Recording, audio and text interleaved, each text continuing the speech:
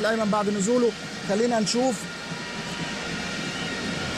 ضربه حره لمنتخب غانا. الرؤيه اصبحت صعبه، لكن الضربه الحره من الجانب الايسر. مونتاري خطيره، مونتاري وشريف ثاني، الثالث لمنتخب غانا. ايه المباراه دي 3-1 لمنتخب غانا. الهدف الثالث قبل ان ينتهي الشوط الاول. كنا محتاجين هدف، كنا محتاجين نسجل وسجلنا هدف، لكن غير مقبول ان نسمح بدخول 3 اهداف في مرمى المنتخب المصري. لا كتير.